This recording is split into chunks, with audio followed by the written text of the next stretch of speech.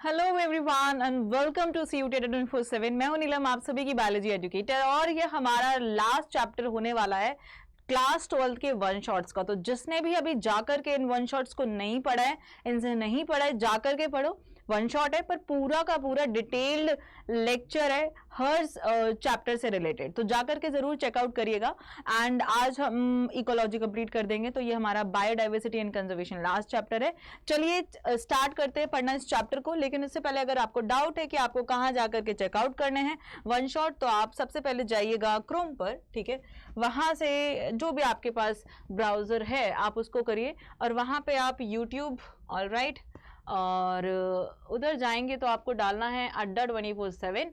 अड्डा 24/7 कौन सा वाला? CUT अड्डा 24/7 पे आपको सारे बायोलॉजी के वन शॉट्स मिल जाएंगे, या फिर आपको उनके PYQs देखने हैं तो वो भी आपको मिल जाएंगे। तो ये रहा, यहाँ पे प्लेलिस्ट चेकआउट करिएगा, बायो की प्लेलिस्ट आपको इधर मिल जाएगी। Clear clear clear, okay. जाइए एक सेकेंड, थोड़ा सा और ऊपर देखते हैं कितना ऊपर हमें जाना पड़ेगा। कहाँ है नीलम मैम की प्लेलिस्ट? अरे भाई आ जाओ आ जाओ। ये नहीं, ये तो बायोलॉजी टॉप 10 डायग्राम्स, भाई ये भी बहुत इंपॉर्टेंट है, जाकर के जरूर चेकआउट करना। Where are my one shots? I am not able to checkout. चलो एक सेकेंड, यहाँ पे आप भाई आप लोग ढूंढिएगा, आपको मिल जाएंगे वन शॉट्स, है ना। थोड़ा सा नीचे चला गया है, कहाँ चला गया है नीलम मैम, कहाँ चली गई हैं? कोई नहीं, आपको मिल जाएगा, आप देखेंगे ध्यान से। तो यहाँ पर मैं अभी नहीं देख पा रही हूँ, ये रहे, ठीक है, ये रहे बायोलॉजी की वन शॉट से सभी यहाँ पे सारी चीज़ें आपको मिल जाएंगी, तो जाकर के ज़रूर चेकआउट करना। और अब हम चलते हैं बैक टू द सेशन। तो सेशन में हम आज बायोडाइवर्सिटी के बारे में पढ़ेंगे कि हमारे कंट्री की, हमारे वर्ल्ड की जो डाइवर्सिटी है, लिविंग ऑर्गेनिज्म की जो विभिन्नता है, वो कितने अलग अलग तरीके के, कितने डिफरेंट फॉर्म्स के लिविंग ऑर्गेनिजम्स यहाँ पर हैं। क्लियर? और उनको कंजर्व करने की भी बात आ रही है। हम कंजर्व तो नहीं कर रहे, बट हम बहुत सारी और उल्टी फुल्टी चीजें यहाँ पर कर रहे हैं। ऑलराइट, चलिए आगे चलते हैं। तो स्टार्ट करेंगे सबसे पहले बायोडाइवर्सिटी यहाँ पर क्या है, बायोडाइवर्सिटी का मतलब यहाँ पे क्या है। बायोडाइवर्सिटी अगेन एक ग्रीक वर्ड से आया है, बायोडाइवर्सिटी, ठीक है, जो ग्रीक वर्ड है। और इस ग्रीक वर्ड का मतलब क्या है? इस ग्रीक वर्ड का मतलब है कि बायो मीन्स लिविंग, है ना, bio means living, and diversity means different forms, different तरीके के क्या है यहाँ पर लिविंग ऑर्गेनिजम्स हैं, उसको बोला जाता है बायोडाइवर्सिटी। अगर आप बायोडाइवर्सिटी देखें, अगर एक इंसान देखना शुरू करेगा तो वो बिलीव नहीं कर पाएगा कि यहाँ पर 20,000 से ज़्यादा स्पीशीज़ हैं आंट्स की, एंड 3 लाख से ज़्यादा स्पीशीज़ हैं बीटल्स की, एंड 28,000 स्पीशीज़ हैं फिशेस की, और nearly 20,000 species of orchids. Orchids क्या है? मल्टीपल सीड्स होते हैं ऑर्किड्स में, ठीक है। तो यहाँ पे हमें इतनी अलग अलग वैरायटी के ऑर्गेनिजम्स मिलते हैं जो कि बिलीव कर पाना काफ़ी मुश्किल है, ठीक है। अब डाइवर्सिटी की बात कहें तो एडवर्ड विल्सन ने ये टर्म दी थी, and diversity exist not only at the species level, मतलब जो भिन्नता है किसी भी ऑर्गेनिज्म में वो सिर्फ स्पीशीज लेवल पे नहीं है, वो जेनेटिक लेवल पर है, वो मॉलिक्यूलर लेवल पर है, वो स्पीशीज लेवल पर है, फैमिली लेवल पर, हर लेवल पर डिफरेंट फैमिलीज हैं, different genus and different species के ऑर्गेनिज्म यहाँ पर मिलते हैं, ठीक है। सो at all levels of biological organization ranging from molecules within cells to biome, एक बायोमोलिक्यूल से लेकर के, एक मैक्रो मॉलिक्यूल से लेकर के, एक सेल से लेकर के, एक बायोम से लेकर के, सब में क्या है, हर लेवल पर बहुत सारी वेराइटीज हमारे पास हैं। अब हम जेनेटिक डाइवर्सिटी की बात करेंगे तो सबसे इंपॉर्टेंट यहाँ पे है रावोल्फिया वोमिटोरिया, ठीक है। ये ग्रो करता है ठंडे पहाड़ों में, इसके पास पोटेंशियल होता है एक केमिकल देने का जिसका नाम होता है रेसरपाइन, ठीक है। एक ये वैरायटी है। More than 50,000 genetically different strains of rice and 1000 varieties of mango, मतलब एक तो ये इतना अलग जीनस, एक ये इतना अलग जीनस, और भाई यहाँ पर डिफरेंट स्ट्रेन्स ऑफ राइस भी हैं, इतने सारे। तो जेनेटिक लेवल पर जो डाइवर्सिटी आती है उसको हम क्या बोलते हैं। अब आपको राउवोल्फिया वेमिटोरिया, मैंगो एंड राइस, ये आपको याद रखना है। क्लियर। अब हम बात करेंगे स्पीशीज लेवल डाइवर्सिटी के ऊपर। अगर स्पीशीज लेवल पे देखें तो वेस्टर्न घाट जो हम हमारी कंट्री में देख पाएंगे, केरला, तमिलनाडु, कर्नाटका के आसपास ये पूरा एरिया क्या है, वेस्टर्न घाट्स है। And if you will move toward the east part, वहां पे ईस्टर्न घाट्स आ जाएंगे, वहां पे आपको बहुत सारी स्पीशीज मिलेंगी एम्फीबियंस की, है ना। ईस्टर्न घाट्स में एंड वेस्टर्न घाट्स में वहां पर डाइवर्सिटी बहुत ज्यादा है, बहुत डिफरेंट तरीके के आपको ऑर्गेनिजम्स वहां पर देखने को मिलते हैं। तो आपको यहाँ पे ये याद रखना है एम्फीबियंस। जेनेटिक लेवल पे आपको 3 ऑर्गेनिज्म के याद रखने हैं, स्पीसीज लेवल पर आपको 1 का याद रखना है। देन हम बात करेंगे इकोलॉजिकल डाइवर्सिटी। इकोलॉजी क्या होता है, जहां पे बायोटिक एंड बायोटिक कंपोनेंट दोनों इंटरेक्ट करते हैं, दैट फॉर्म्स अ इकोलॉजी। तो इकोलॉजी लेवल पर देखें तो बहुत सारे टाइप के इकोसिस्टम्स यहाँ पर आते हैं।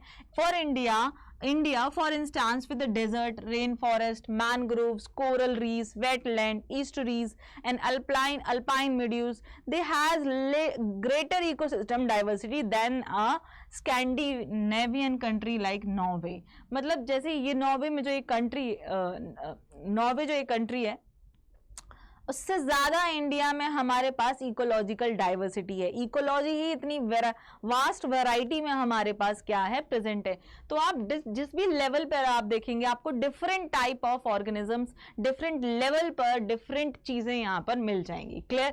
अब ओ वाओ, तो अगर आप चाहते हैं कि आप हमारे साथ इस चैप्टर को और डिटेल में पढ़ें और अच्छे से याद करने की ट्रिक्स ढूंढें चाहिए, तो आप जाकर के इस महापैक को परचेज कर लीजिए। अगर आप सीयूईटी की तैयारी करना चाहते हैं और आप चाहते हैं कि आप अपना एग्जाम क्रैक करके अपनी अच्छी सी मनपसंद यूनिवर्सिटी में जा करके अपना कॉलेज टाइम बहुत अच्छे से निकालो और अच्छे से पैसा कमाओ आगे जाकर के, जो कि मम्मी पापा को चाहिए होता है कि भाई बच्चा सफल हो गया, पैसा कमाए। ठीक है, तो ये सीयूईटी महापैक, और या फिर आपके देखिए ये महापैक का क्या मतलब है, जितने भी बैचेस, मान लीजिए ये जितने भी बैचेस आपको मिलेंगे, आपको सबका एक्सेस, इन बैचेस के सभी बैचेस का एक्सेस मिलेगा। यहाँ पे आपको live classes, doubt classes, recorded classes भी मिलेंगी, मॉक टेस्ट भी मिलेंगे, क्वेश्चंस का सॉल्यूशन भी मिलेगा, आपको सब चीजें यहाँ पे मिल रही हैं। So which is a very worth thing, ठीक है, जो कि आप यूज कर सकते हैं। मैक्सिमम कोड आप यूज कर सकते हैं, मैक्सिमम डिस्काउंट के लिए आप यूज कर सकते हैं NEE20। आप हमारा अड्डा एप्लीकेशन ऐप भी डाउनलोड कर सकते हैं, अड्डा ऐप जिसको हम बोल रहे हैं। तो वहां पर अब आप जाएंगे तो आपको 1% और डिस्काउंट मिलेगा, प्लस आपको कुछ कॉइन्स भी मिलेंगे जो कि आप फर्दर परचेज किसी ई बुक को परचेज करने के लिए भी यूज कर सकते हैं। If you want to purchase any book you can use NEE20S coupon code. Clear, any book you want to purchase. Clear, चलते हैं आगे। देन हम बात करेंगे how many species are there on earth and how many in India. अगर हम बात करें अर्थ पे कितनी स्पीशीज है और इंडिया में कितनी स्पीशीज हैं, तो आइए जानते हैं। International union for conservation of nature and natural resource, जो कि IUCN एक बॉडी है, just like EB, just like EFB, just like WHO, just like IUCN, ठीक है, जस्ट एज लाइक IUCN भी है। 2004 में इसने कहा था the total number of plant and animal species described so far is more than 1.5 million। कह रहा है कि 2004 में जो डिस्क्राइब की गई है, मतलब जिनके बारे में नामकरण है, जिनको बताया गया है कि ये आम है और ये है, ये है 1.5 मिलियन। जो अभी अनडिस्क्राइब है, that you don't know, right. So but we have no clear idea how many species are yet to be discovered. अभी और कितनी स्पीशीज को डिस्कवर करना बाकी रह गया, ये हमें नहीं पता। सम एक्सट्रीम एस्टिमेट, जो कि एस्टिमेट लगाया गया है कि जो हमने अभी डिस्क्राइब करी नहीं है, वो ऑलमोस्ट है 20 to 50 millions, but a more conservative and scientifically sound estimate made by Robert मे ने जो एक बताया था कि जैसे कह सकते हैं कि इतनी है जो कि डिस्क्राइब नहीं गई हैं, बट रॉबर्ट मे ने कहा है अबाउट 7 मिलियन स्पीशीज है, ठीक है, जो स्पेसिफिक डाइवर्सिटी है वो इतनी स्पीशीज डाइवर्सिटी है, जो ग्लोबल लेवल पर वो इतने मिलियन है, ठीक है। नाउ अगर हम बात करें इसकी, ये जो चार्ट है सब बहुत ज्यादा क्वेश्चंस बनते हैं, तो उसको बहुत ध्यान से सुनना। आपके पास इन्वर्टिब्रेट्स हैं जो कि लोअर लेवल ऑफ ऑर्गेनिजम्स हैं, उसमें से अगर आप देखो तो 70% आपको देख सकते हो, इसका 70% इंसेक्ट्स हैं, क्या है, कीड़े मकोड़े हैं। एंड वर्टिब्रेट्स में आप देखें तो सबसे ज्यादा यहाँ पे फिशेस हैं। इन प्लांट्स में आप देखें तो सबसे ज्यादा आपके पास क्या है, एंजियोस्पर्म्स हैं, जो कि हैं फ्लावरिंग प्लांट। क्लियर, अब देखते हैं यहाँ पे मोर देन 70% ऑफ स्पीशीज, 70% से ज्यादा जो स्पीशीज है वो है एनिमल। मतलब हर 10 ऑर्गेनिज्म में अगर हर आप 10 ऑर्गेनिज्म को काउंट कर रहे हो तो 7 क्या है उसमें से एनिमल्स यहां पर हैं, ठीक है। हर उन 7 एनिमल्स में, मान लो जैसे कि हमने 10 एनिमल्स की ही बात करी, हमने यहाँ पे क्या बात करी, 10 एनिमल्स की बात करी थी, तो उसमें से हर 7 क्या है, इंसेक्ट्स हैं। क्लियर, आई बात समझ। मतलब 70% ऑफ ऑर्गेनिज्म की बात करूं तो सभी क्या है, एनिमल्स हैं, ठीक है, एनिमल्स हैं। और 70% ऑफ एनिमल्स, ऑलमोस्ट 70% जो एनिमल है वो क्या है, इंसेक्ट्स हैं। ये ध्यान रखना, ये दोनों चीजें आपको यहाँ पे ध्यान रखनी है। क्लियर। अब हम बात करते हैं आगे वाली लाइन की, क्या कह रही है कि while plants including algae, fungi, bryophytes, gymnosperms and angiosperms comprise no more than 22% of the total। मतलब प्लांट में अगर हम देख लें, मतलब एनिमल्स है ना, एनिमल्स देख लें पूरा 100 में से 70% एनिमल और 22% हमारे पास क्या है, प्लांट्स और ये सारी चीजें, और बहुत माइक्रोब जो है वो 8% है, ठीक है। आई बात समझ। Total among animal 70% of total are insect. जितने भी एनिमल हैं उसमें से भी 70% क्या है, इंसेक्ट्स हैं। So the number of fungi species in the world is more than the combined total species of fishes, amphibians, reptiles and mammals. अगर देखिए reptiles, mammals, birds and fishes को कंबाइन कर दिया जाए तो फंजाई की स्पीशीज हमारे देश में क्या, हमारे वर्ल्ड में क्या है, सबसे ज्यादा है। So again a important line here, ठीक है। बायोडाइवर्सिटी की बात करते हैं, जो कि इंडिया में इनके क्या हाल चाल है। India has only 2.4% of the world's land area.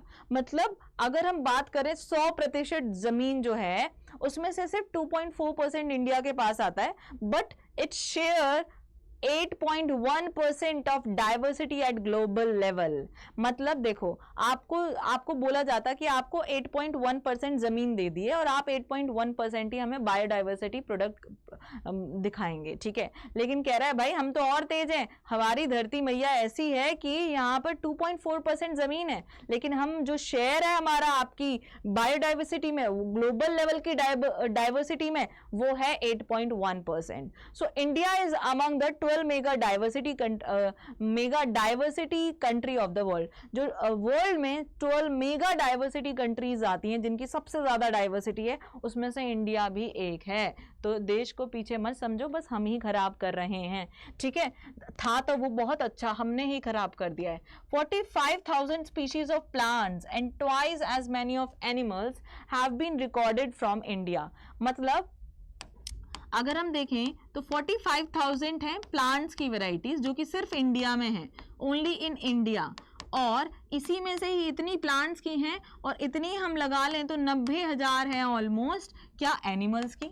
तो मतलब बहुत ज्यादा है। ऑलमोस्ट हम कह सकते हैं जो 1.5 लाख स्पीशीज हैं वो तो हम सिर्फ एनिमल्स और प्लांट्स की ही लेके चल रहे हैं। अभी बहुत सारे माइक्रोब्स वगैरह की ले लो तो वो और अलग आ जाएंगे यहाँ पर, है कि नहीं, है कि नहीं। चलिए नेक्स्ट अब हम बात कर रहे हैं ग्लोबल लेवल एस्टिमेट। जो रॉबर्ट में थे उन्होंने ग्लोबल लेवल एस्टिमेट लगाया था कि only 22% of the total species have been recorded so far. मतलब रिकॉर्ड जो किया गया है, जिसको डिस्क्राइब किया गया है, वो सिर्फ टोटल परसेंट स्पीशीज हैं जो कि हमने कहा है कि भाई इतनी प्रेजेंट है, तो उसमें से सिर्फ 22% जो है वो रिकॉर्ड किया गया है। Applying this proportion to India's diversity figures. अगर हम इंडिया की, अगर इस प्रोपोर्शन से हम ये निकालें कि इंडिया की डाइवर्सिटी में का फिगर क्या है, तो आप देखेंगे we estimated that there are probably 1 lakh से ज़्यादा स्पीशीज प्लांट की हैं, ठीक है, एंड 3 लाख से ज़्यादा एनिमल्स हैं एंड बहुत सारे अभी डिस्कवर होना बाकी है। तो मतलब 4 लाख यहाँ पर अगर हम इसके हिसाब से आंकड़ा लगाएं, देखिए वैसे तो ऐसा बोला जा रहा है, लेकिन अगर इसके हिसाब से आंकड़ा लगाएं कि 22% को डिस्कवर किया जा चुका है, तो इंडिया में ऑलमोस्ट 4 लाख तो इन्हीं की स्पीशीज यहाँ पर हैं। क्लियर। पैटर्न्स अगर हम देखें कि कोई बायोडाइवर्सिटी रिचनेस, जो स्पीशीज की प्रजाति में जो विभिन्नता है वो आपको इंडिया में, आप इस छोर से दूसरे छोर पर जा रहे हैं तो आपको कैसा दिखेगा, ठीक है। तो पैटर्न ऑफ बायोडाइवर्सिटीज देखते हैं। एक होता है लॉन्गिट्यूडनल ग्रेडियंट्स और एक होते हैं लैटिट्यूडनल ग्रेडियंट्स। ये अर्थ है आपकी, ठीक है, इधर से आप जाएंगे, this is latitudinal and this is longitudinal gradient, ठीक है। तो अगर मान लीजिए ये क्या है, पोल्स हैं, ये क्या है, पोल्स हैं, और यहाँ पे ये सन है।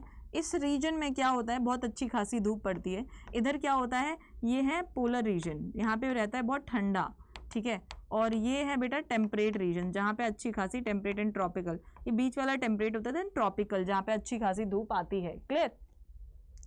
तो देखिए, general species diversity decreases as we move away from the equator toward the poles. ये मैंने आपको जो लास्ट चैप्टर पढ़ाया है उसमें भी मैंने आपको बताया, ऑर्गेनिज्म एंड पॉपुलेशन में भी मैंने ये चीज़ आपको बताई है, जाके चेकआउट करिएगा उस वन शॉट को भी, ठीक है। तो general species diversity decreases as we move away from the equator toward the pole. अगर हम इक्वेटर से पोल्स की तरफ जाते हैं तो जो स्पीशीज है वो क्या होने लगती है, चेंज होने लगती है। क्लियर। नाउ अ ट्रॉपिक, जैसे कि लैटिट्यूडनल ग्रेडियंट है जो कि अगर हम फॉलो करें यहाँ पे 23 डिग्री 5 नॉर्थ तो 23 डिग्री साउथ, हार्बर मतलब इतना, ये यहाँ पे 23 degree north and 23 degree south, इस रीजन में सबसे ज्यादा क्या होती हैं, स्पीशीज होती हैं, है ना। देन द टेम्परेट और पोलर रीजन। टेम्परेट बेटा ये कौन सा, ट्रॉपिकल रीजन है, और ये वाला आ जाता है टेम्परेट एंड वो ऊपर पोलर, ठीक है। नीचे ये भी थोड़ा सा कम ठंडा and this is polar. Clear. तो ट्रॉपिकल रीजन में सबसे ज्यादा स्पीशीज होती हैं क्योंकि वहां पे सबसे ज्यादा सन रेज होती हैं, उतना ही रेनफॉल भी वहां पर होता है। अब कोलंबिया की बात करें तो it is near the equator. Colombia कहाँ है, इक्वेटर के पास है, ये इक्वेटर है, कोलंबिया इक्वेटर के पास है, उसके पास ऑलमोस्ट 1500 स्पीशीज है चिड़िया की। वाइल न्यूयॉर्क, जो न्यूयॉर्क है वो बात करेंगे हम, it is at 41 degree north, मतलब और ऊपर आप चले जाओ, मतलब ये 23 है बेटा, यहाँ पर टेम्परेट आ जा रहा है, तो और ऊपर जाएंगे उसके ऊपर तो बेटा पोलर रीजन, ऑलमोस्ट न्यूयॉर्क ठंडा एरिया है, तो वहां पे सिर्फ 105 स्पीशीज है। और ग्रीनलैंड तो बेटा बिल्कुल पोलर रीजन में आता है, उसके पास सिर्फ 56 स्पीशीज है। तो आपने देखा, ये एग्जाम्पल्स आपको याद रखने हैं कि नॉर्थ से जब हम इक्वेटर से पोल्स की तरफ जाते हैं तो जितने डिग्री का लैटिट्यूड का वेरिएशंस आते हैं उतने वेरिएशन स्पीशीज में भी आते हैं। Toward the poles if we are going, it will be going to decrease, right. So tropical area have more diversity. Tropical area के पास मोर डाइवर्सिटी है, जैसे कि हम बात करें, it has more than 1200 species of birds. A forest in tropical region like Ecuador, Ecuador क्या है, has up to 10 times as many species as a vascular plant as a forest of equal area and temperate region like midwest of the USA, उससे ज्यादा यहाँ पे species हैं। The largely tropical Amazonian rainforest in South America has the greatest biodiversity on the earth. It is the home to more than 40,000 species of plants, 3,000 species of fishes, 1,300 species of 1300 species of birds, 427 mammals, 427 amphibians, 378 reptiles and more than 1,25,000 invertebrates। तो बेटा मैं यहाँ आपको ये बताना चाह रही हूँ, ये किसी कंट्री की बात नहीं हो रही है, ये सिर्फ एक रेन फॉरेस्ट की बात हो रही है जिसमें कितनी सारी स्पीशीज हैं हर चीज की, है ना। So scientist estimate that in these rain forest there might be at least 2 million insect species waiting to be discovered and name. मतलब 2 मिलियन तो इंसेक्ट की ही वेराइटीज हैं जो कि हम अभी नेम नहीं किया है, and they are yet to be discovered, right. चलिए, तो भाई ये था, दिमाग तो आपका हो गया होगा कि यार इतनी स्पीशीज हैं। तो स्पेशिएशन क्या होता है, रीजन्स फॉर ग्रेटर डाइवर्सिटी। जो डाइवर्सिटी है वो क्यों आती है ट्रॉपिकल रीजन में, एक तो कारण होता है स्पेशिएशन। स्पेशिएशन का मतलब क्या होता है, generally is a function of time, मतलब टाइम के हिसाब से चीजें ऑब्वियसली चेंज होती हैं, लोग बदलते हैं तो स्पीशीज भी बदल जाएंगी। ऑलराइट, दैट्स ग्रेट, इवोल्यूशन हो रहा है, ठीक है। अनलाइक टेम्परेट, टेम्परेट मतलब थोड़ा सा कोल्ड, है ना, और पोलर मतलब कोल्डेस्ट रीजन, ठीक है, ये आ जाएंगे कोल्डर में, पोलर्स आ जाएंगी कोल्डेस्ट रीजन में। Unlike temperate region subjected to frequent glaciations, जैसे कि जो ठंडे एरिया होते हैं वहां पे माउंटेन्स होते हैं, ग्लेशियर्स होते हैं, फ्रीक्वेंट ग्लेशिएशन होता है मतलब ग्लेशियर्स बने पिघले, तो इस चक्कर में बहुत सारी स्पीशीज वहां पे मर जाती हैं, डिस्टर्ब हो जाती हैं, है ना। तो इससे क्या होता है, वेरिएशंस आ रहे हैं। In the past tropical latitude have remained relatively undisturbed for millions of year. अगर मैं अर्थ की बात करूं तो जो ये ट्रॉपिकल रीजन है ये लोग बहुत ज्यादा डिस्टर्ब रहते हैं, टेम्परेट रीजन, पोलर रीजन, लेकिन ट्रॉपिकल रीजन अनडिस्टर्ब रहता है लॉन्ग टाइम तक। इसकी वजह से वहां पर जो स्पीशीज है उनका काउंट होता है ज्यादा, ठीक है। अब हम बात करेंगे tropical environment unlike temperate ones are less seasonal, क्योंकि सीजन्स कम आते हैं, रिलेटिवली मोर कांस्टेंट, समान रहता है, प्रेडिक्टेबल रहता है कि कब बारिश कब आने वाली है, तो चिड़िया विड़िया अपना अपना घर पे चली जाती हैं।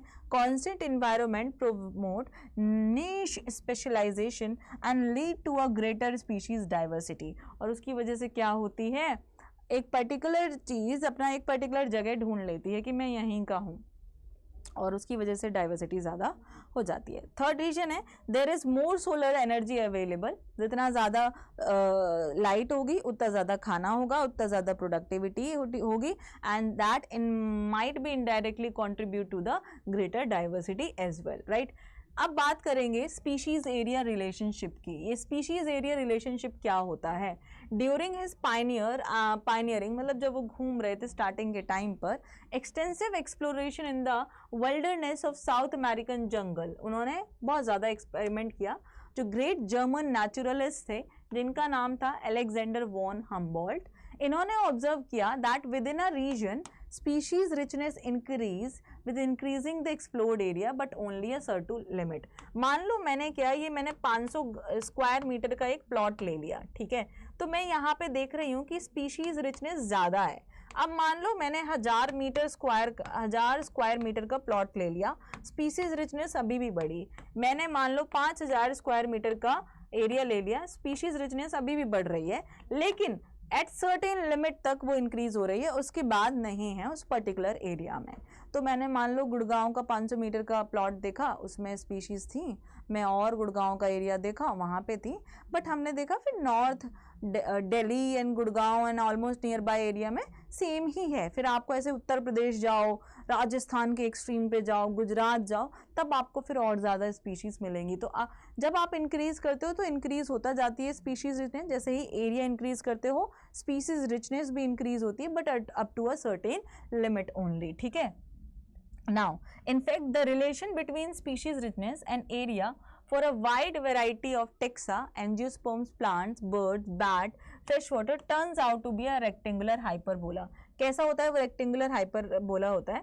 On a logarithmic scale, the relationship is a straight line described by the equation. हम वो इक्वेशन यहाँ पे देखेंगे। वो इक्वेशन यहाँ पे क्या है? log s is equals to log c plus z log a, where s is species richness, a is area, z is the line of regression coefficient, ठीक है, z क्या है? regression coefficient है, and y क्या है? intercept है। Clear? चलिए, c क्या है? intercept, y intercept, all right. तो इकोलॉजिस्ट ने क्या बोला है, मतलब ये देखिए यहाँ पर SC ये नॉर्मल है, जैसे जैसे हम एरिया बढ़ा रहे हैं, देखो एरिया बढ़ा, स्पीशीज रिचनेस बढ़ी बड़ी बड़ी बड़ी, but up to certain extent. अब हम इसे लॉग स्केल पर ऐसे ही मेजर कर पाएंगे। तो ecologist have discovered that value of z क्या है बेटा? मतलब जहां तक वो लिमिट हो रही है स्पीशीज की, ठीक है, is a range of 0.1 to 0.2 regardless of the taxonomic group और the region, whether it is plant Britain है या कहाँ का है, बर्ड्स इन कैलिफोर्निया और mollusc New York, the slope of the regression line is amazingly similar. आप इन area में चले जाओ तो स्लोप क्या रहता है? सिमिलर रहता है कि इतने अप टू लिमिट क्या है यहाँ पे स्पीशीज प्रेजेंट है। The species area relationship among very large areas like entire continent, you will find that slope of the line will be much steeper, और पैना यहाँ पे एकदम होगा। The z value lies in the range 0.6 to 0.12, तो वो क्या होगा? और ज़्यादा बढ़ जाएगी, जितना ज़्यादा स्लोप स्टीपर होगा उतना ज़्यादा z की वैल्यू होगी। फॉर एग्जाम्पल फ्रूगीवोरस बर्ड्स, जो कि क्या करती हैं? फ्रूट ईट करती हैं, वो वाली चिड़िया। Birds and mammals in the tropical forest of different continents, the slope is found to be 1.15, जो कि क्या है? काफ़ी ज़्यादा यहाँ पर है। ओके, अब बात करेंगे the importance of species diversity to the ecosystem. एक इकोसिस्टम में स्पीशीज की डाइवर्सिटी का क्या इम्पॉर्टेंस है, ठीक है। तो इकोलॉजिस्ट ने बिलीव किया that community with more species generally tend to be more stable than those with less species। जिसका ज़्यादा जितना पैसा, जितना वैरायटी ऑफ सामान, वो उतना ज़्यादा अमीर है, स्टेबल है, और जिसके पास नहीं है वो कम स्टेबल है। पर जिसका जितना मेंटल हेल्थ स्ट्रांग है वो उतना ज़्यादा स्टेबल है, नहीं है तो नहीं है। Now what are the attributes to a stable community की, मतलब एक स्टेबल कम्युनिटी क्या होती है? it should not show too much variation in productivity from year to year. एक ऐसी स्टेबल कम्युनिटी क्या होगी, उसके एट्रीब्यूट्स क्या होने चाहिए, मतलब वो क्या होना चाहिए? पहला, it should not show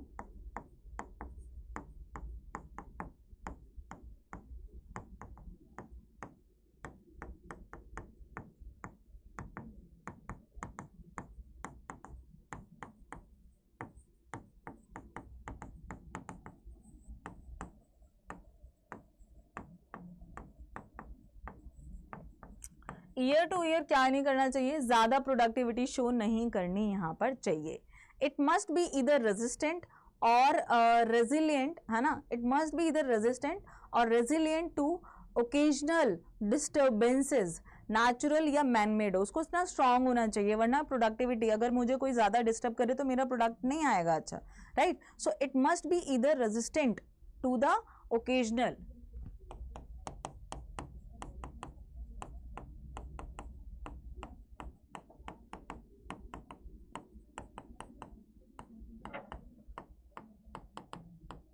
occasional, या फिर कैसा हो सकता है, मैन मेड, है ना. It can be occasional disturbances जो कि मैन मेड और नेचुरल हो सकते हैं.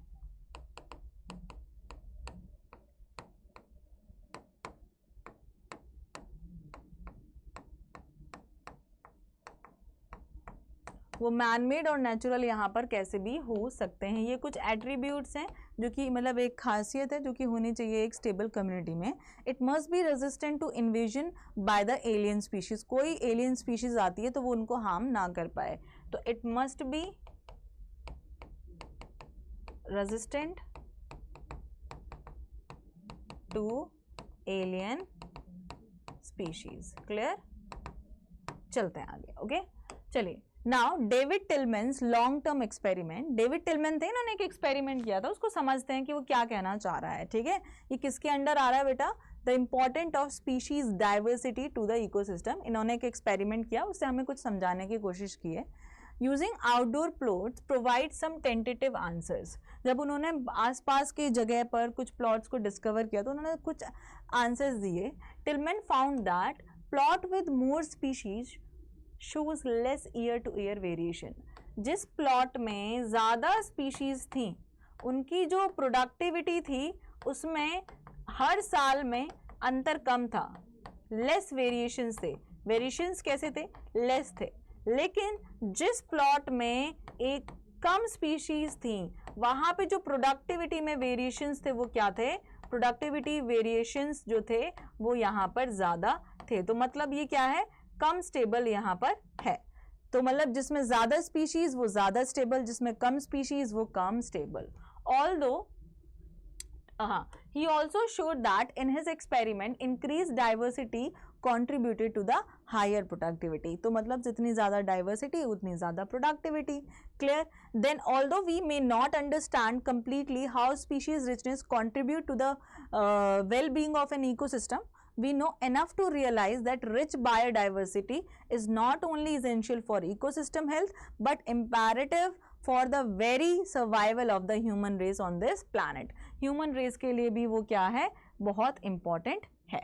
उसके बाद हम बात करेंगे, एक और इकोलॉजिस्ट आए थे हमारे पास जिन्होंने राइवेट पॉपर हाइपोथेसिस दी थी और उनका नाम था पॉल अर्लिक. ठीक है, इन्होंने क्या बोला कि जैसे ही there is no direct answer to such naive question but we can develop a proper perspective. जैसे कि उन्होंने कहा कि मान लो स्पीशीज जाती हैं तो क्या दिक्कत है, एक स्पीशीज चली गई कोई दिक्कत नहीं है. हाँ कह रहे हैं कोई दिक्कत नहीं है, बट क्या पता वो स्पीशीज इम्पैक्ट कर जाए बहुत सारी स्पीशीज पर. वो डिपेंड करेगा कि कौन सी स्पीशीज एक इकोसिस्टम में जाती है तो पूरा डिसबैलेंस कर जाती है.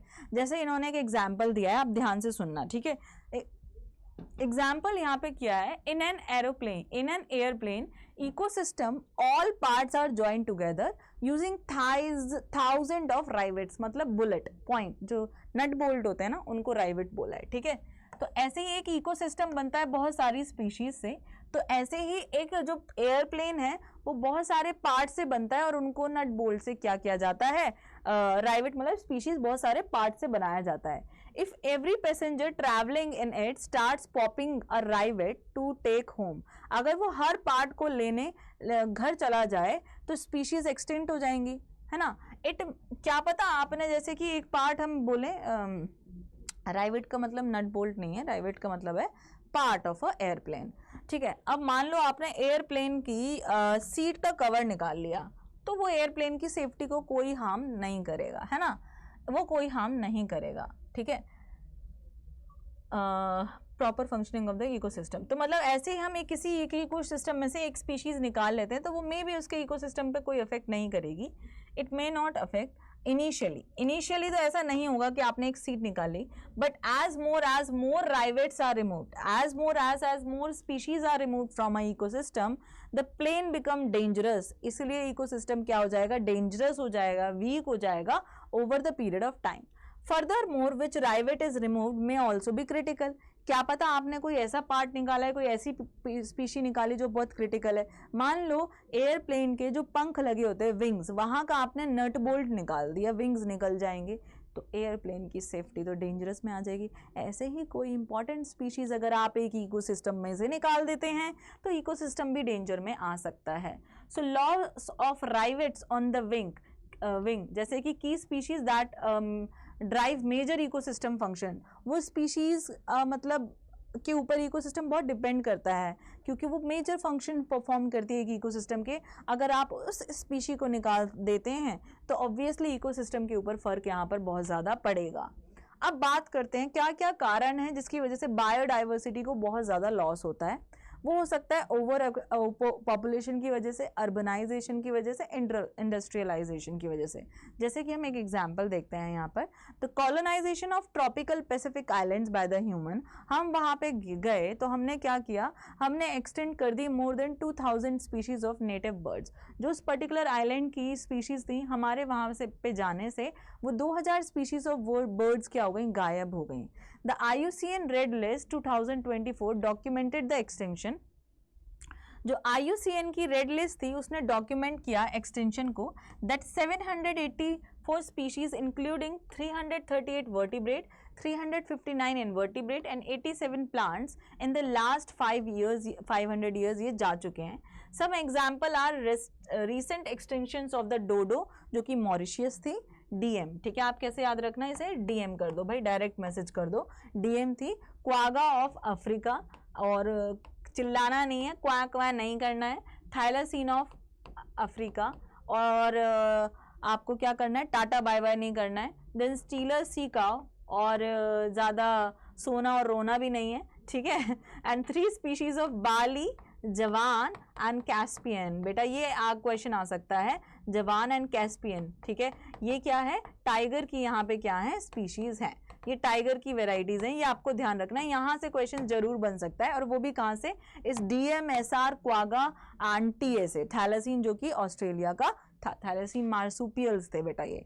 The last 20 years alone have witness the DSP, जो लास्ट 20 साल है उसमें भी 27 स्पीशीज डिसअपियर हो चकी हैं, and 15,500 species of the world wide are facing threat to extension, मतलब जो कि इंडेंजर्ड स्पीशीज हैं. Presently 12% of all the bird species,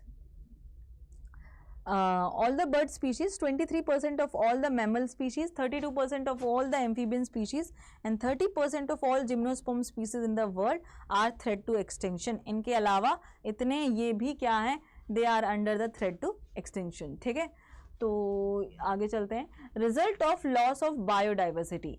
result क्या है अगर बायोडाइवर्सिटी में लॉस होता है, डिक्लाइन इन प्लांट प्रोडक्शन. ठीक है, and lower resistance to the environmental perturbances such as drought. मतलब अगर डाइवर्सिटी कम होती है तो जो मतलब बंजर जमीन, मतलब बारिश नहीं हुई है ना, तो ये सब चीज़ें क्या हो जाती हैं, जो हमारी रेजिस्टेंट है, जो हमारी क्षमता है इन चीज़ों से लड़ने के लिए, एनवायरनमेंट में जो चेंज होते हैं ओकेजन, वो कम हो जाती है. Clear. Then increased variability creation certain ecosystem. बहुत ज़्यादा वेरिएबिलिटी आ जाएगी तो स्टेबल इकोसिस्टम नहीं रहेगा. Processes such as plant productivity, water use pest and pest and disease cycles, ये भी क्या हो जाएंगे, डिस्टर्ब हो जाएंगे। क्लियर। अब हम देखते हैं यहाँ पे कॉजेज ऑफ बायोडाइवर्सिटी लॉस, कारण क्या है बायोडाइवर्सिटी लॉस के। यहाँ पे एक इविल क्वाइलेट यूज किया गया है, जैसे कि पहला है क्वाइलेट, मतलब 4 ऐसे बड़े बड़े रीजन्स यहाँ पे यूज करे गए हैं। तो एक तो है habitat loss and fragmentation. Habitat loss का मतलब क्या होता है, आपने जो जगह है लोगों की, जो उनके घर हैं, उनको तबाह कर दिया है या उनको घर को टुकड़े टुकड़े में बांट दिया गया है। The most dramatic example of habitat loss comes from tropical rain forest. ठीक है, tropical rainforest covering more than 14% of the total 14% of the earth's land surface, these rainforests now cover no more than 6%। पहले ये 14% हमारी पृथ्वी का cover करते थे और अब ये 6% से ज्यादा कवर नहीं करते हैं। मान लो आप टोटल 8% यहाँ पे हैबिटेट लॉस हुआ है, जिसकी वजह से आप जानते हैं कितनी स्पीशीज यहाँ पे डैमेज हुई होंगी। The Amazon rain forest it's so huge, जो कि हम उसे कहते हैं लंग्स ऑफ द प्लैनेट। क्यों कहा जाता है लंग्स हमारे प्लैनेट का? हमारे फेफड़े हमें क्या करते हैं, ऑक्सीजन, हमारी बॉडी की सेल्स को ऑक्सीजन प्रोवाइड करने में हेल्प करते हैं। ऐसे ही ये हमारे प्लैनेट का लंग है, क्योंकि ये सबसे ज्यादा ऑक्सीजन हमारे प्लैनेट को देता है। Amazon rain forest harboring probably millions of species is being cut and cleared for cultivating soybeans for the conversion of grasslands and raising the beef and cattle। एक तो सोयाबीन की खेती के लिए इस अमेजन रेन फॉरेस्ट को cut किया जा रहा है, प्लस में ग्रासलैंड बनाने के लिए, ताकि जो ग्रेजिंग एनिमल्स हैं वो उसके ऊपर ग्रेज कर सकें और वो ग्रेजिंग एनिमल से ह्यूमंस को फायदा हो। ठीक है, beside the total loss the degradation of many habitats by pollutions also threatens the survival of many species.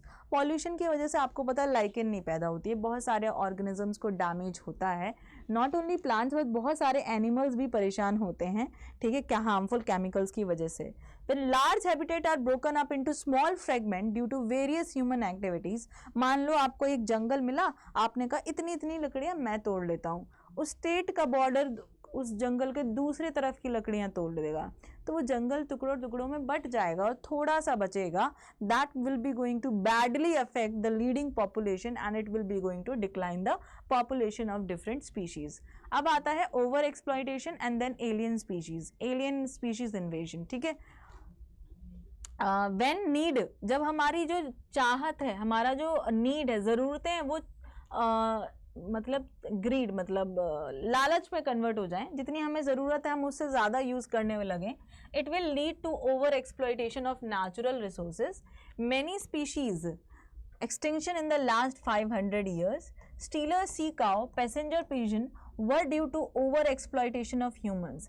जो 500 साल में इसी वजह से ओवर एक्सप्लॉइटेशन। तो मुझे ऐसा लगता है ओवर एक्सप्लॉइटेशन एक सबसे बुरी चीज़ है, जो कि क्या करती है, सबसे ज़्यादा ऑर्गेनिज्म को हार्म करती है।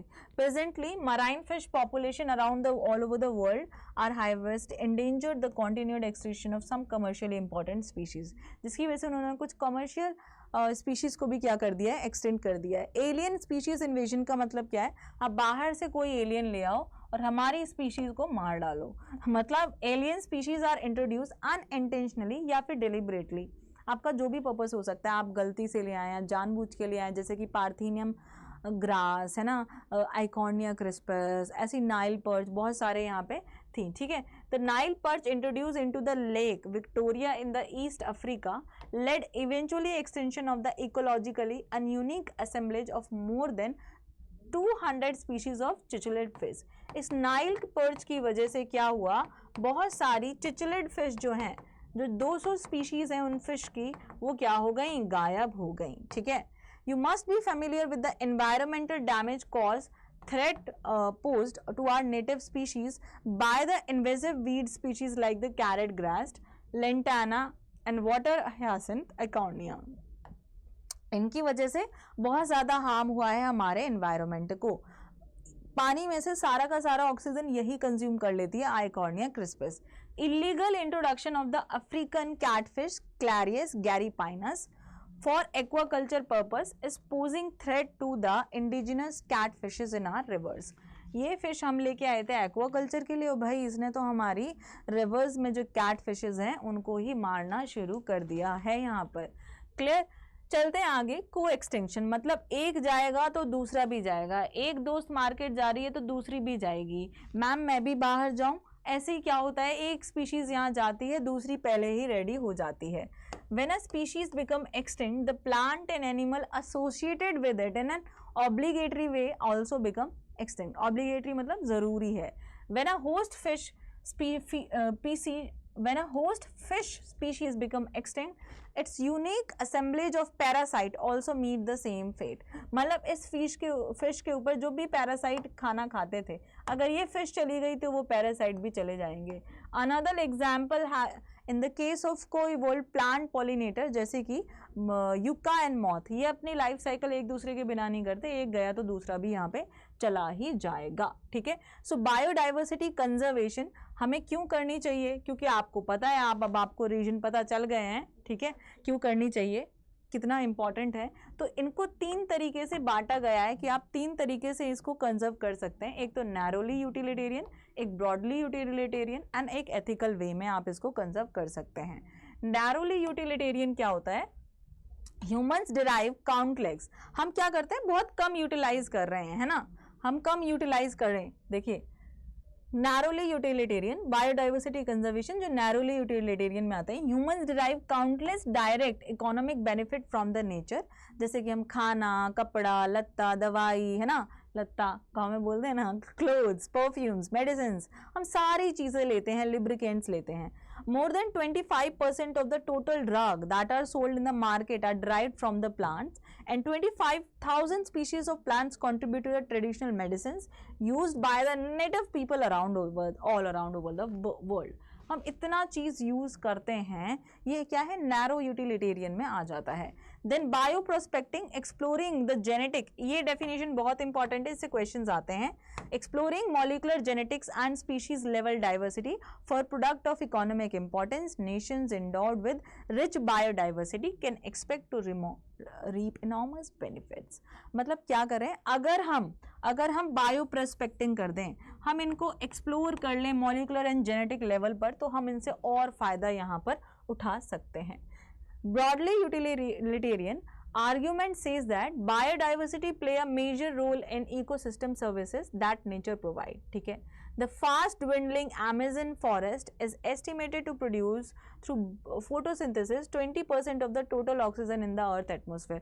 इतना ऑक्सीजन ये प्रोवाइड करता है। मतलब हम नेचर से क्या क्या चीज़ें यूज़ करते हैं, और हमें क्यों नेचर को प्रोटेक्ट करना ज़रूरी है, क्योंकि हम इतनी सारी तरीके से इतने डिफरेंट वेज में इनको यूज़ करते हैं। पॉलिनेशन नहीं होगा तो सीड्स नहीं बनेंगे, फ्रूट्स नहीं बनेंगे, आपको खाना नहीं मिलेगा। एस्थेटिक प्लेजर, आप इतने अच्छे अच्छे गार्डन्स, आप शिमला, मनाली, इतने सुंदर सुंदर जगह पे जाते हो, कितना अच्छा लगता है। ये ब्रॉडली यूटिलिटीज़ है, मतलब आप इतनी वेराइटीज़ में इतने ज़्यादा आप यूज़ करते हो नेचर को। एक एथिकल आता है, the ethical argument for conserving biodiversity relate to what we owe millions of plant, animals and microbe species whom we share this planet. Philosophically or spiritually, we need to realize the species has an intrinsic value. कुछ उनकी अंदर, हमारे अंदर important value है जिसके लिए हमें उनकी केयर करनी चाहिए, उनको जनरेशन्स तक केयर करना चाहिए, और we have moral duty to take care their well being and pass on our biological legacy in a good order for future generations. वो हमें यहाँ पे करना चाहिए। ठीक है, अब हम बायोडाइवर्सिटी को कंजर्व कर सकते हैं in situ and ex situ. दो तरीके हैं यहाँ पे। इन सीटू कंजर्वेशन क्या है, आप नेचुरल हैबिटेट में ही उनको क्या कर रहे हैं, प्रोटेक्ट कर रहे हैं। ठीक है, अब नेचुरल हैबिटेट में प्रोटेक्ट करने के काफ़ी सारे तरीके हैं। नेशनल पार्क्स आप बना सकते हैं, वाइल्ड लाइफ सेंचुरीज बना सकते हैं, बायोस्फीयर रिजर्व बना सकते हैं। सबसे बड़ा होता है बायोस्फीयर रिजर्व, देन आती हैं वाइल्ड लाइफ सेंचुरीज, देन आते हैं नेशनल पार्क्स। ठीक है, तो फर्स्ट सबसे लार्ज कौन है, बायोस्फीयर रिजर्व्स यहाँ पे हैं। एनसीईआरटी में दिया गया है कितने बायोस्फीयर रिजर्व्स हैं, कितने सेक्रेड ग्रूव्स हैं। सेक्रेड ग्रूव्स क्या होते हैं बेटा, वो पर्टिकुलर जगह हम पूजा करने लग जाते हैं, उस पेड़ को वहीं पे हम पूजा करने लग जाते हैं कि भाई ये हमारे कुल देवता हैं, इनकी सेवा करनी है, तो इस तरीके से भी हम उनको प्रोटेक्ट कर पाते हैं। ये एक्सटर्नल हैबिटेट में हम इनको क्या करते हैं, प्रोटेक्ट करते हैं। एक्सटर्नल हैबिटेट में जो कि आता है एक्स सीटू, जिसमें आता है जोलॉजिकल पार्क्स जिसमें हम जानवर को उनके नेचुरल हैबिटेट से एक एक आर्टिफिशियल हैबिटेट में लेके आते हैं। बोटानिकल गार्डन्स, आप कुछ प्लांट की स्पीशीज इस गार्डन में बहुत ज़्यादा उगा लेते हैं। जीन बैंक्स, आप जीन्स को यहाँ पर स्टोर कर सकते हैं। क्रायो प्रिजर्वेशन, जिसमें पोलन एंड सीड्स को क्या करा जाता है, प्रिजर्व करके रखा जाता है अंडर सर्टेन केमिकल कंडीशंस, जिसको हम बाद में क्या कर सकें, यूज यहाँ पर कर सकें। ठीक है, तो इन सीटू कंजर्वेशन में देखिए अब क्या आ जाता है यहाँ पर, अगर हम डिटेल में यहाँ पे पढ़े तो national park, wild life sanctuaries, biosphere and sacred grooves. यहाँ पे देखेंगे बायोडाइवर्सिटी हॉटस्पॉट, ये इंपॉर्टेंट चीज है। बायोडाइवर्सिटी हॉटस्पॉट ये क्या होते हैं, regions with very high level of species richness and high degree of endemism. Endemism क्या होता है, एंडेमिज्म का मतलब है कि उस पर्टिकुलर जगह पर क्या है, हाई सॉरी या हम बोल सकते हैं रिचनेस है। रिचनेस किसकी, स्पीशीज की रिचनेस यहाँ पर है। क्लियर, तो that is species confined to that region and not found anywhere else, तो वो सिर्फ उस पर्टिकुलर जगह की होनी चाहिए। Found particular area, found at particular area, not anywhere else. ठीक है,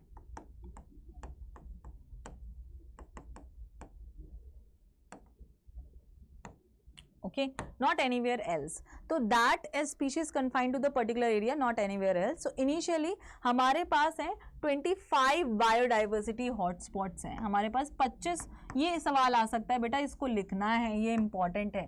25 बायोडाइवर्सिटी हॉटस्पॉट यहाँ पर हैं। They are identified but subsequently more than 9 have been added to the list bringing to the total number. अभी इन द वर्ल्ड कितना हो गया है, अब 34 हो गया है। ठीक है, स्टार्टिंग में इतने थे, अब हो गया इतना।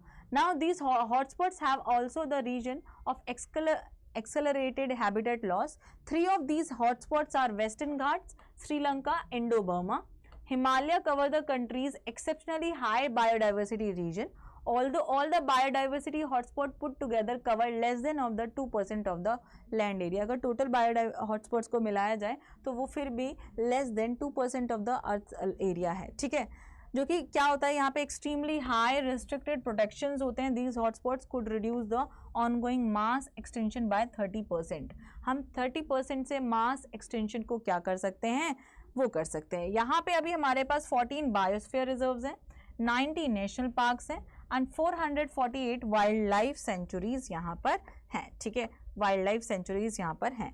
India has also a history of religious and cultural traditions, जिसके लिए मैंने आपको ऑलरेडी बता चुकी हूँ, जिसके बारे में उनको हम बोलते हैं क्या, कहाँ पे हैं हम हैं, उसको हम क्या बोलते हैं, सैक्रेड ग्रूव्स, जिसको हम पूजा करते हैं जिन पेड़ों की, उनको बोला जाता है सैक्रेड ग्रूव्स। जैसे कि इनका नाम आप यहाँ पे याद रख लें, ये है इंपॉर्टेंट। यहाँ पे सैक्रेड ग्रूव्स की मैं बात बताऊँ, खासी एंड जैंता हिल्स जो कि मेघालय में है, अरावली हिल्स है राजस्थान में। इनके पास यहाँ पे बहुत सारी चीज़ों को पूजा जाता है। ठीक है, western Ghat region in Karnataka and Maharashtra and Tamil Nadu, western Ghat जो कि कर्नाटका एंड महाराष्ट्र में है। ठीक है, एंड महाराष्ट्र एंड सरगुजा में भी है। ठीक है, चंदा एंड बस्तर, चंदा एक लड़की का नाम है, प्लस बस्तर ऑफ मध्य प्रदेश। ठीक है, ये क्या है, सेक्रेड ग्रूव्स हैं। तो यहाँ पर लार्ज अमाउंट में आपको बहुत वैरायटी ऑफ ऑर्गेनिज्म पाए जाएंगे। एक्स2 कंजर्वेशन में आपके पास zoological park, botanical gardens and wildlife sanctuaries wild हैं, वाइल्ड लाइफ सफारी पार्क्स आते हैं। ठीक है, तो यहाँ पे तो एक्सटर्नल हैबिटेट में आप इनको क्या करते हैं, प्रिवेंट करते हैं। और आपके पास क्रायो प्रिजर्वेशन आ जाता है, जिसमें आप सीड्स को भी यहाँ पे क्या करके रखते हैं, प्रिजर्व करके रखते हैं। जैसे कि पोलन ग्रेन को हम क्या करते हैं, pollen grain they are preserved under liquid nitrogen में -196 डिग्री सेल्सियस पर हम इन्हें क्या करते हैं, प्रिजर्व करके यहाँ पर रखते हैं। So this was all about this chapter. Complete होता है, जाकर के ज़रूर CUT महापैक परचेज करिए। नीलम मैम आपको पढ़ाएंगे पूरी बायोलॉजी बहुत अच्छे से, बहुत अच्छे लर्न करने के तरीके से, कि जो कि दिमाग में बिल्कुल बैठती जाएगी, और बैक स्टोरी के साथ आपको पूरी बायोलॉजी यहाँ पर मेरे साथ पढ़ने को मिलेगी। तो आप जाकर के इन महापैक को परचेज कर सकते हैं और यूज़ कर सकते हैं coupon code NEE20 to avail the maximum discount. If you want to tell me कि कैसे, if you want you to tell me, है ना, तो मैं बता देती हूँ आपको आपको कैसे यहाँ पे आप करना है, आप जाएंगे इधर क्रोम खोल लीजिए, कोई भी ब्राउज़र, आपको क्या करना है अड्डा 24/7, कहाँ गया भाई हमारा अड्डा 24/7, हाँ लॉगिन कर दीजिए, ये रहा। यहाँ पे जाएंगे, क्लिक करेंगे, ऑल कोर्सेज पर ये स्टोर है हमारा, आप ऐप भी डाउनलोड कर सकते हैं। ऑल स्टोर पर इधर जाएंगे तो आपको क्या करना है, यूजी पीजी एंट्रेंस, या फिर आप स्कूल लेवल पर अगर पढ़ना चाह रहे हैं, क्लास 12th के लिए भी संभव बैच आया है, ठीक है, CBSE 12th बोर्ड के लिए, जो कि आप जा कर के अवेल कर सकते हैं किसी भी स्ट्रीम में अगर आप हैं। मान लीजिए आप उड़ान बैच, ठीक है 2.0, जो कि COT प्लस 12 दोनों की तैयारी कराता है, सिर्फ 5,999। और अगर आपको सिर्फ 12th का करना है तो वो आपको और सस्ता पड़ जाएगा। आप जो भी परचेज करना चाहते हैं आप यहाँ पे NEE20 कोड अप्लाई करिए तो ये आपको 5,750 ऐप से डाउनलोड करेंगे तो 1% और सस्ता हो जाएगा। So in this way you can avail all the batches in whichever you want to, whichever batch you want to take. So do not forget to like, comment and share our YouTube channel CUT Adda 24/7 and do subscribe and do hit the bell icon, जिससे कि जब भी आपको कोई भी important lecture या कोई भी वीडियो आपके लिए आपसे रिलेटेड अपलोड होती है तो आपको वो पता चल जाए। So thank you so much for watching. Have a great day ahead.